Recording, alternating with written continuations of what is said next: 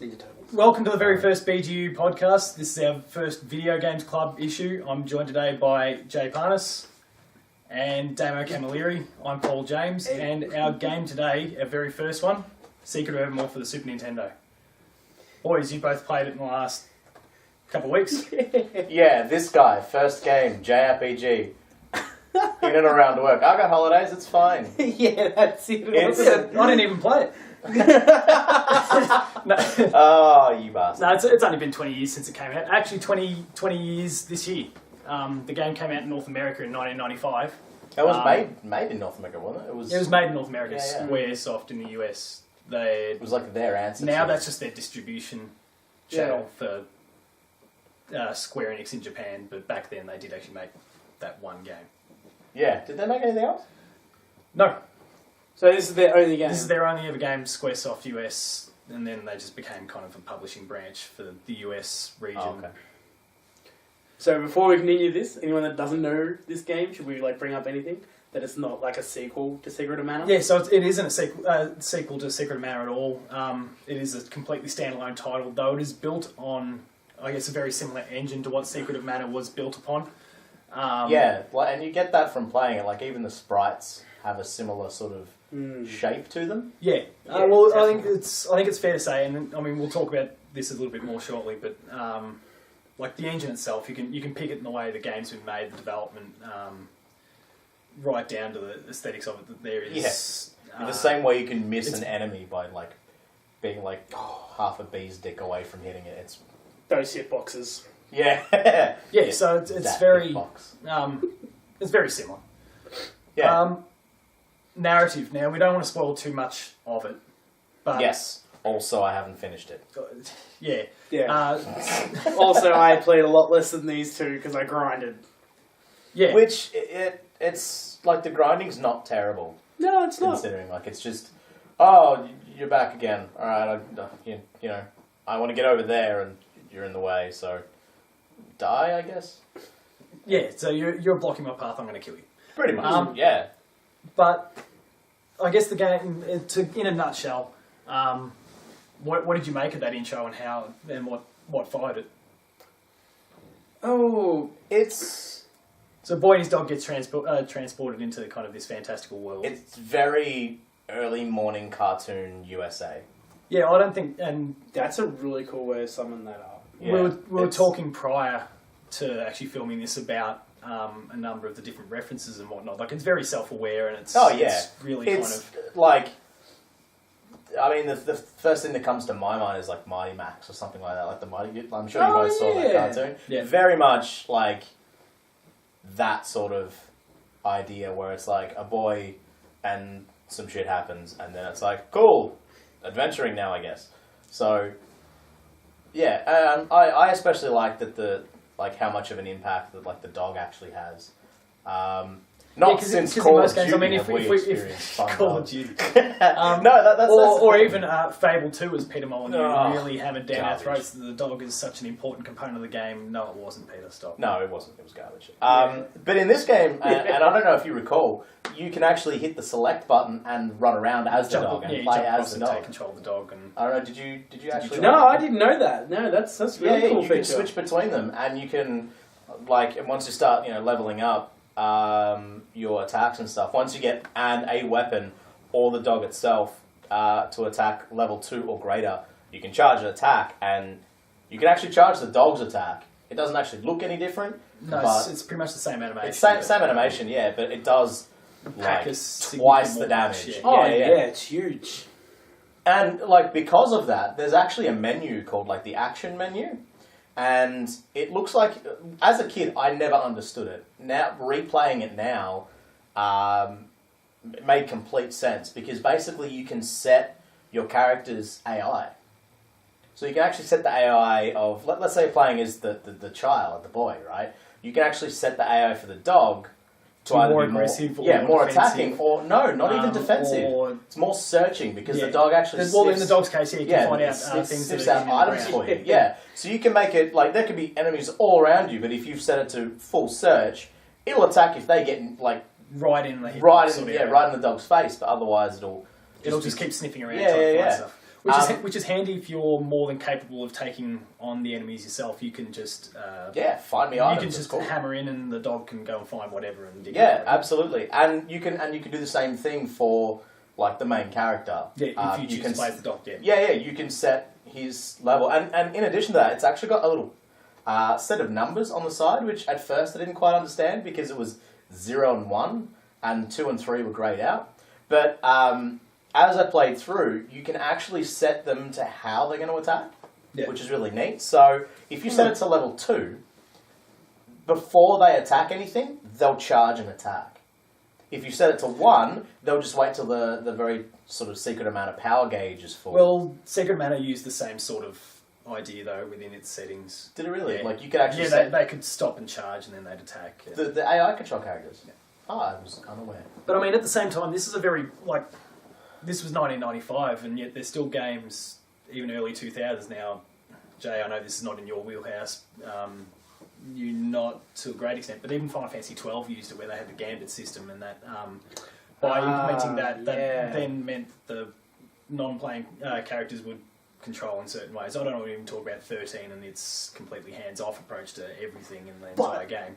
But did it work? It's like it got annoying on certain aspects. Like, I mean, because you could set it to hit different weaknesses and stuff like that. And I mean, like, you could come across a small bat and it would be like, oh, grouse, its weakness is holy. So I'd use holy, and holy took like 3 minutes to actually just and obliterate the area. And it's like, you could have just gone up and slashed it and it would have been dead in one hit. I see. So, like, you really had to kind of control your game. But you had to be careful about it. But this is like a primitive version of that. Like, you can kind of think of the origins of where that sort of system's.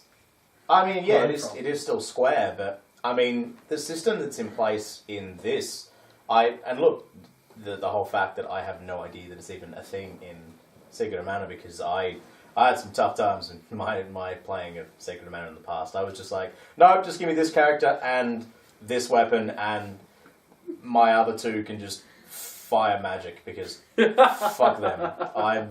I've got like awesome armor and I can't afford armor for these guys. So you can wear a pretty dress and fuck off and just cast healing magic and that's it. Yeah. Here, hold some herbs for me. Go away. Like that. Yeah, herbs. Now that was the thing that I found in this game. Like early on, you don't get a heal spell like super quick. Are you leaning towards the alchemy side of things here? Yeah. Like you kind of which is super cool, by the way. Yeah. I can't think of another example of alchemy ever.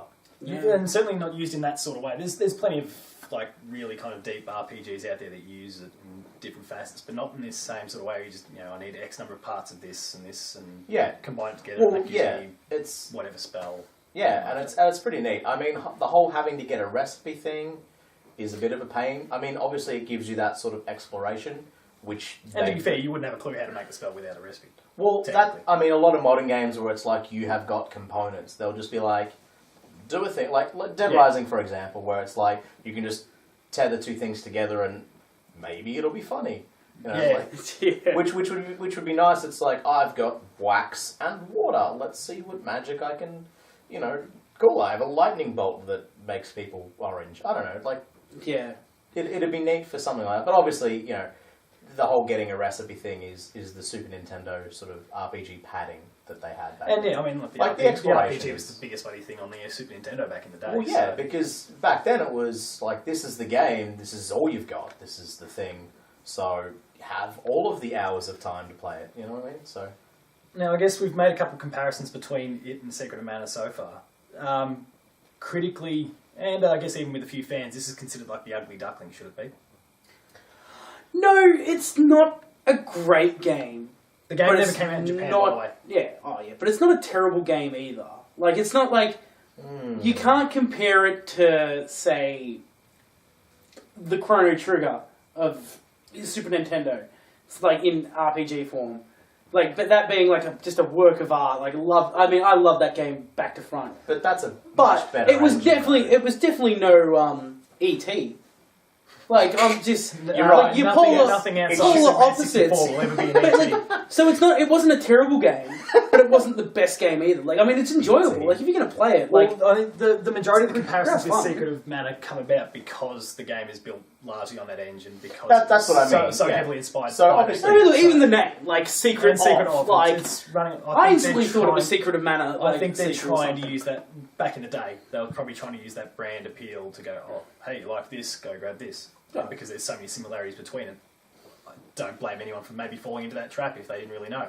Yeah, and that's fair enough. I mean, we didn't have Google back then. You couldn't just be like, doop a doop a doop, and there's the answer for you. Like, I mean, like, remember back in, if the game wasn't working, you blew in it. Like, I How mean, did- that's still a thing. With how did people figure that out? Like, it was just the thing. There was no Google to turn around and be like, hey, do this and it'll work. what's wrong with my thing? Help me fix it. Overheating? Exactly. That wasn't a thing. What? Hardware overheating? It wasn't the Super Nintendo and stuff. I mean, obviously they weren't as sophisticated technology as what we currently got, but Dude, they're pins. Like, that's I know, That's why I was always blew on my Because cartridges. I don't... it was dust for me. That was the only thing. Yeah, dust, yeah, fair enough. No, I never had a Super Never had any issues with Back in it. my day, Never had any issues with it overheating. Yeah, you started. That was I despite started with being the some NES. seriously long marathons The back in the day. NES? Yeah, I had an NES before. That was my first console. So, I mean, I was lucky enough to play this on my Wii. This one? Yeah. So Is it on the Wii? Is it on the Virtual Console? Yes. No. It's I don't know. Either way, I mean, Jay and I, we were moving both from playing this. piracy. Yeah, let's not dive into that topic. I mean, you and I used to play this, so like you'd come around here. Yeah. Oh man. Like That's- this copy is Talking in about 20-year-old stories. amazing condition. We bought it for $68 Australian back in the 90s. Which is like Which And is it's- and a it's- lot it's- of money. Which is That's- a lot of well, money I mean, then, but that was like equal to what, a quarter US back then?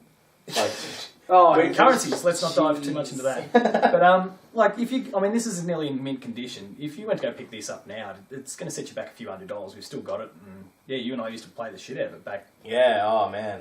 when we were younger. But I mean, as far as like Ugly Duckling is concerned, I mean it's not a bad game. So no, like straight away no, because it has a lot of the things that make Secret of Mana good. But then it does enough to differentiate itself as well. Yeah, Well, definitely. I mean, well, what would you say Secret of Mana has? What is its defining hallmarks? For me, as someone who adores it, I mean, the aesthetics are a big thing for it. But I mean, this has got a great aesthetic. Yeah, that's as what. well. Well, I mean, the I think- visuals are basically interchangeable. Yeah, no, that's yeah. It's got the drag same. and drop. It's got the same Control. nice mode 7. You know where you Control like. S, save as Evermore dot. Yes.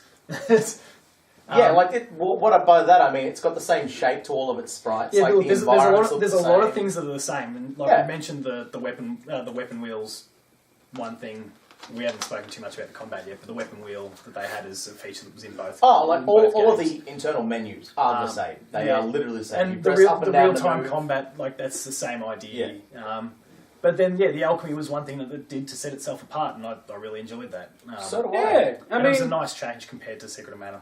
I watched. I'm trying to speak to some- someone who was 7 or 8 Yeah. at the time. I mean, like I watched some reviews on YouTube before I even started to play the game because it was like, oh, I have no idea what this is. What am I getting myself into?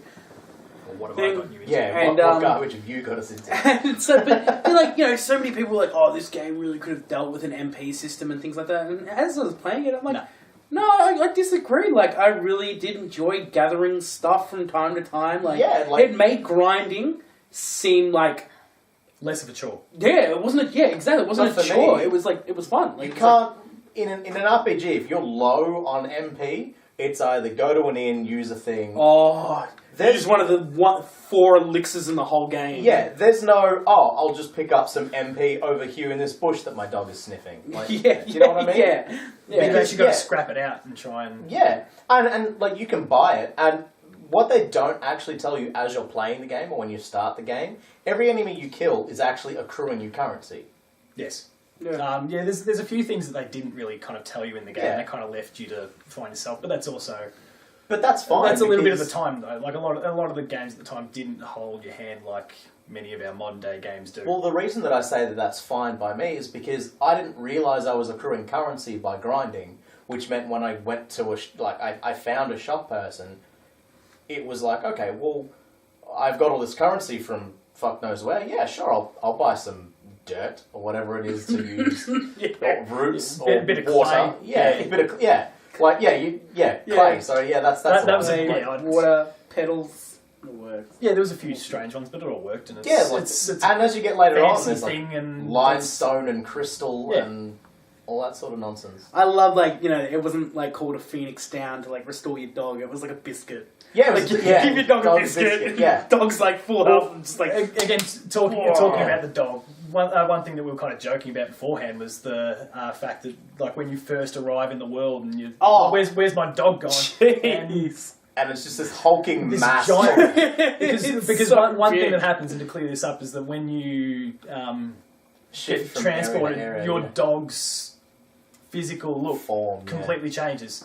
To the point where right at the end of the game, without spoiling too much, you're in kind of a sci-fi sort of futuristic environment, and it becomes like this mechanical dog that follows you Robo around. Poodle. It's pretty awesome. But And no joke, it's But a Robo at- Poodle. at, It's um, the best. It's but yeah, when you the when you coolest when you thing. throw the bone out at the start, and this giant dog comes, a giant hulking beast comes running at you, go, oh yeah, that'll be my dog. Yeah, that it's like- was so it's- cool. Yeah, it's just For all you there, know, and the you're bit- like, if you're my dog, you can fetch this thing, throw a stick, it comes back with like this giant femur. It's like, I guess I can beat dudes with this. Cool, I've got my first Got weapon. your first Hell weapon. yeah, it was such a kid response, and that's what I loved about this game was its natural feel of just how the characters ran. Like, I mean, like this kid just been teleported into a complete different world. Like, well, this is awkward.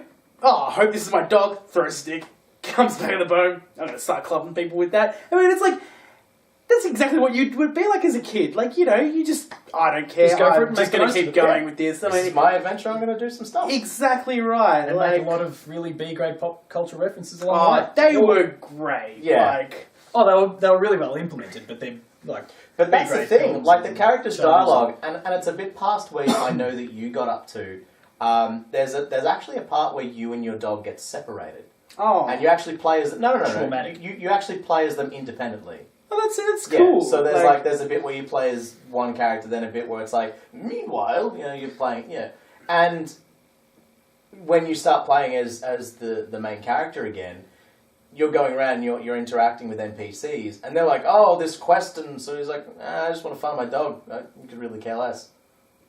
It really falls in that same sort of vein of, no, it's just a kid doing stuff, and he just Because he wants to. because he's wrapped up in this thing because of the events of the sort of opening cutscene, which I don't know if we'll show or anything like that, but Yeah, I'm going to see if I can crop some stuff into it. yeah, it might be worth because obviously you know. I mean, you can only see like the fan fiction being written or like the expanded universe people create in their own minds. Like this kid jumps out of a cinema the beginning of the movie with his dog, not with a bunch of his mates or anything like that. With his dog, so this thing must be his best friend, and like nothing but like B grade movie quotes and stuff like that.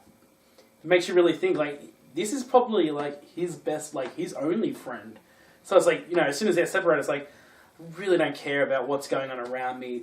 This is my, this is my bud. I need him back. Like, Yeah, and like the dog is because it's like it's independent of you. The characters I didn't feel in Secret of Mana were very independent. Like, yeah, you could program them to attack, I guess, but I never knew that was a thing you could do. So for me, all they did is just like chase behind me Yeah, or ran along were behind dragged you. behind me because they were often down, and I was just like, I have a whip. I'll come back to you when I want. Yeah, I've got this wicked chakram that I I got forged. don't absolutely recall. I can't remember if once you cleared out the enemies, they kind of got back to their feet with like one health, HP. maybe. I can't recall. But I mean, there were so many healing items, and then once you get the heal spell, the candy, chocolate, the no, in Evermore, yeah. in Evermore, you've got petals, nectar, and then you've got what's called pixie dust, which is basically, it's really amazing. It's basically, it's like you're enchanting one of the two characters, and if they go down, you'll go back up. oh, Yeah, so like it's an auto phoenix down or something. yeah, exactly, yeah. Which is super useful. Like I went into a boss fight. I'm like, I'm out of dog biscuits.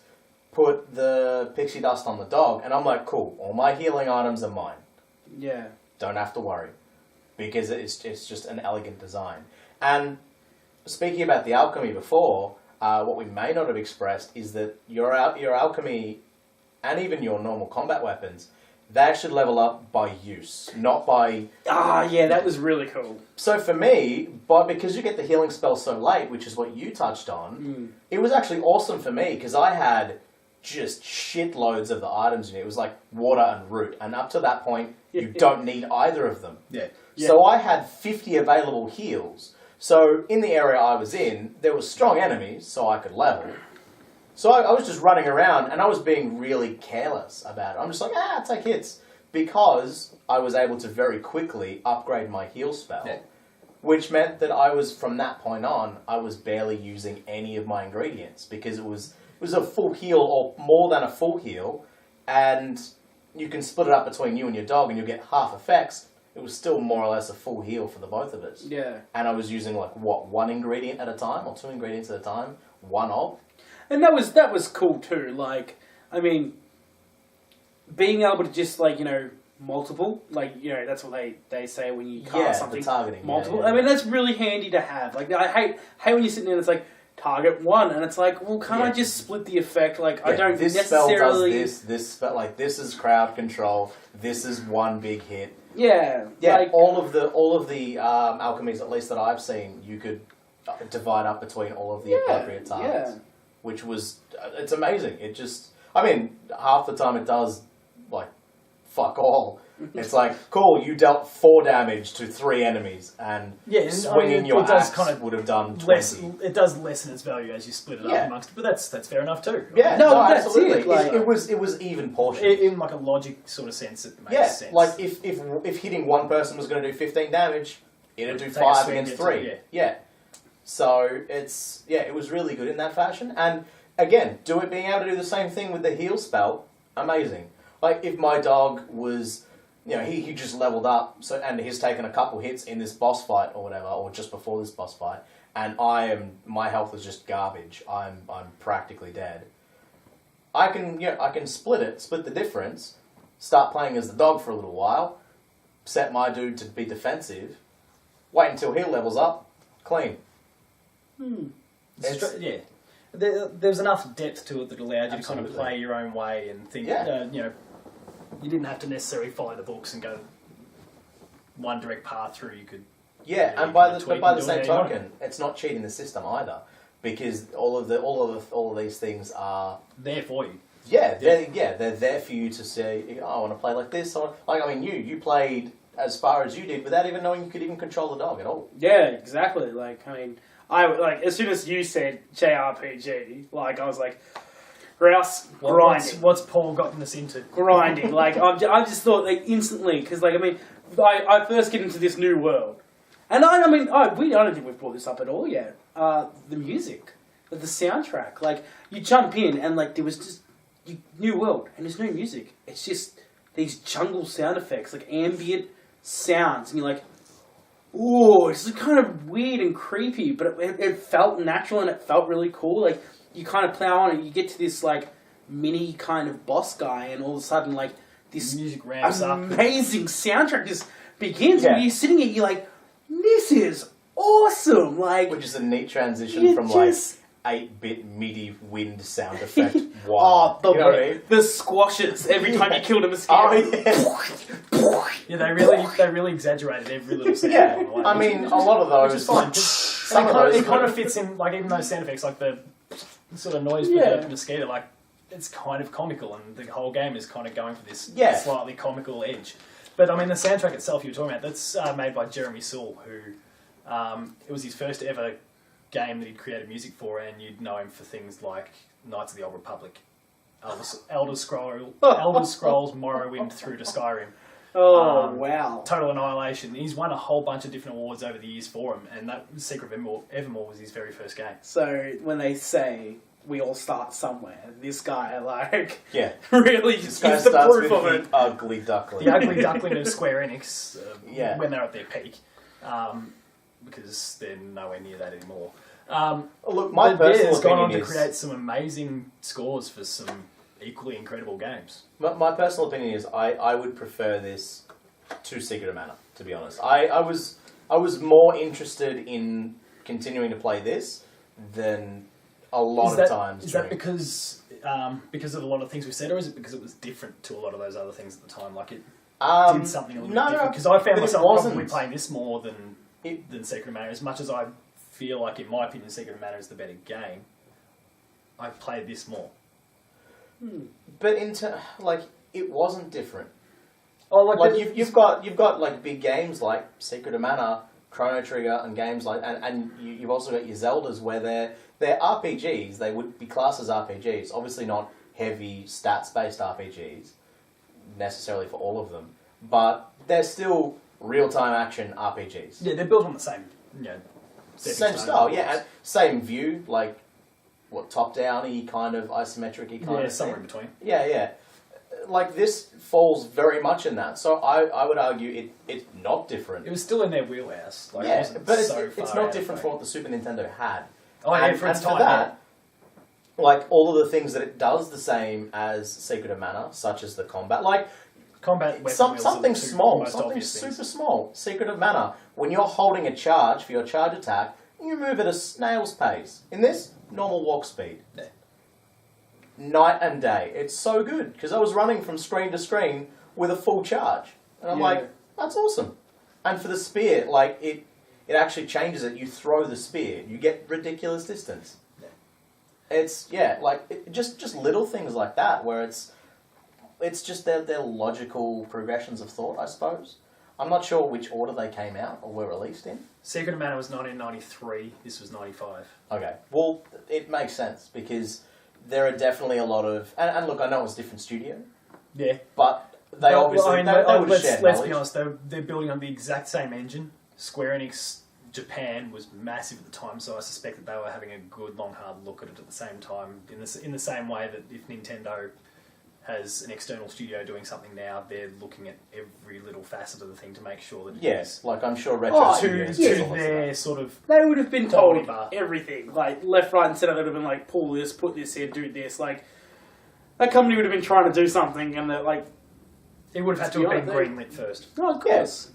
But that's the thing. And look, I also felt in this game that whereas in Secret of Mana where there was a lot of instances in boss fights where you're just being stuck, being caught by all their magic and stuff like that. It's the worst because there's no defense against those sorts of things. It's just like, I cast this thing and you take damage. If your health is not above a certain thing, you're fucked. In this, it happened a lot less. There were a lot more physical attacks in this that bosses were doing to you, which you can defend against them. You can attack in response. You can cut off their animations by attacking at the right time. Just shit like that. Or you can do the same trick to them. You can use your alchemy to hit them, which stops their animation, which moves them into a different movement cycle or whatever. Yeah. So, I mean, yes, there were still instances where you're going to get hit by magic. And yes, if you're not at the right health level, you'll get owned. Yeah, you'll get owned and it's like back to your last save point. Too bad, so sad. But it happened a lot less. For me, Secret of Mana fights were nothing but that. Like, I was almost never using my melee weapon. Yeah, they really kind of emphasised the melee in this, and I was okay with that. Yeah, well, because, I mean, you've got unlimited sword. You know what I mean? It's like... It's just this metal rod-like thing, sharp and you're just going to beat the crap out of someone with stabby point. That's all you need. and that's the thing, like, I got to a point where I'm like, well, I burned a lot of my materials for the two sort of attacks that you get early. There's like hardball and flare.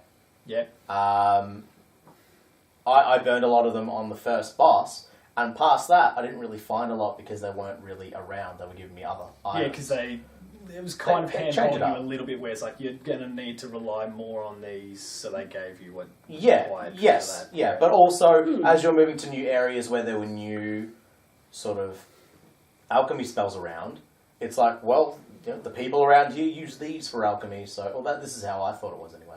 Like, these are the spells that are used in this particular area because these are the types of ingredients that are here. Yeah. And so that's what I was picking up. So I found that there was a point where my melee attacks were far and away dealing shit tons more damage than my alchemy was. Which is fine, because But you can I guess always you just can- grind in the opposite direction. exactly. It's down to player choice. Like, if you want to rely Absolutely. more on magic and those sorts of things, well, you just go down the other path and you become a very ranged sort of player. Yeah. And, as far as melee is concerned, let the dog go do it. Yeah, absolutely. Yeah. And that's the thing, because you can switch on the fly, right? So you can run in with the dog, do an attack, hit select, jump in, and so you can load up 2 charged attacks, basically, hit them with that, and then throw your It's alchemy. kind of early, depending on how you want to play it, but looking at that perspective, it's almost like primitive queuing, like attack Yeah, queues. yeah, absolutely. Yeah, definitely. And in terms of the actual, I was saying this a little earlier today, I honestly, and it took me a long time and I finally came up with one, I actually could not think of, for the longest time, any other RPG like this where it's a party of 2. Rather than any other time. You brought that up earlier, like I'm still yet to think in of it. today. Yeah, basically the one that I came up with, Mario and Luigi Superstar Saga, is the only one I can think of. Is that the RPG? Yeah, Like technically, It's not the Paper Mario one. The Game Boy it's, ones. Yeah, it's the Game Boy ones where you've got Mario There's one and for the Luigi. Advance. Oh DS. yeah. Never Where played they them. where they sort of walk in like a single file. Oh yeah, and you're saying like a solid 2 party. Like I mean a just flat stay 2. there. Those two. Yeah, because I was gonna say like I think you might be right. Mario and Luigi, the other ones. Yeah, now that you mentioned the only Super other ones. Mario Yeah. RPG, like you do like kind of change partners. You've got 2, but you're swapping out. Yeah. This is a This hard was- 2. Square Enix RPG. Yeah. Yeah, this is straight up a hard 2, where it's like you're not gaining extra party members like in Chrono Trigger, how you're swapping people out. You've got your 2 other friends Until or you 3 get other Frog. friends until you get Frog, in which And that's case when everyone everything else gets goes awesome. away because Frog is the best. And Robo with his Rick rolling, and there you go. Oh yeah, Ah. I always enjoyed won't the throw up the cave woman. Ayla. Ayla. Yeah, oh, whatever her name was. best combos. But anyway, we're getting off topic. Yeah. Maybe that's another JRPG I'll drop in at some point. I'm kidding. It's alright. You son of a bitch. Some other time. Yeah, when there is some other time. If there is the time. Lots of other times. Because, we're juggling a lot and you release it and you get time. Yes. But that being said, I mean, this game, it doesn't look like it's going to take up a heap of your time. Like, No, it's not gonna actually, be... so Secret of Mana is the sort that went for, probably your 40, 50 hour plus thing. This is actually a far shorter game to play. Yeah. But it didn't still feel like I it was doesn't. using a lot of time. Like No, I looked at when- the clock and I'm like, oh, I've been grinding a while. Yeah, that's the thing. Like, everything just kind of seemed to have a flow. Like, you weren't ever sitting there going, ugh. I mean, for me, there was that one boss, so I'm not going to spoil it. I was just like, oh my god, how long have I been doing this for? Like, I mean, for me, it just seemed like that thing had way too much HP. But see, for me, But I you had the killed it. opposite. I stomped it like a champ. Just because. Not pumping yourself up at all. No, I mean everyone knows I'm a champ. But Keep like, his I- Credit where credit's due. Yeah, right? I mean, but that's the thing, because the way that I was using that particular weapon, like I was using the spear and not being anywhere near its attack range. Yeah. I'm just like, cool, I can see you doing I'll play it animation. safe here. Stab. Like, just throw it Yeah. from a distance. And that's the thing, like, I can't think of other games like this where you actually had decent ranged attacks on your melee. Yeah. The only That's thing I cool. can think of is like the chakram from Secret of Mana, but how many people use that as their item? Oh, with that. No, I was sword and off we go. Yeah, and or Badass the do it. whip or something like that. No one ever used that. And the charged attacks, they didn't have the unnecessary flourish that they have in Secret of Mana, where it's like it's like this over elaborate. I'm going to spin around 3 times and then attack you with my sword, and that's a charge attack. Yeah. Well, I guess next question then, as we kind of approach winding this thing down. 1, should it have ever gotten a sequel? Or do you think it's the sort of thing where the Mana games were doing their thing and this was a standalone kind of side project sort of idea and we're happy for it to have just stayed as it is? Obviously it hasn't gotten a sequel. Well, alright. Should it? From what I've played, no, I don't think it needs a sequel. Like, I think that I can pretty much visualize how the game's going to progress and what's going to happen, I don't believe that it needs a thing. Like, maybe an open ending that's, kind of not You get a bit let's of just say, closure from it without spoiling anything. nothing that's an open ending that's like we'll put the Mortal Kombat movie for example, where Shao Kahn fucking rises up and it's like grass. Leaving something that open doesn't necessarily make for a good sequel. I wish we didn't talk about that movie. But Yeah. but for a game like this, like have something like maybe he goes past the beginning and he sees a light flicker and he's just kind of like, maybe it is time for another adventure, and it just kind of fades off and it's like Players can make up their own. well like an It ambiguous becomes kind of ending. Like did he go in or did he just walk past with his dog and was like, Just so long as we've it's not. kind of That was a dream after all. No, that's kind No. of. oh yeah, that's Super Mario 2. So I- basically, what we're saying is that this is like the Far Cry Blood Dragon of the Secret of Mana series, or the Mana series. No, because Like it should be the stand, like as in it should remain a standalone thing and not.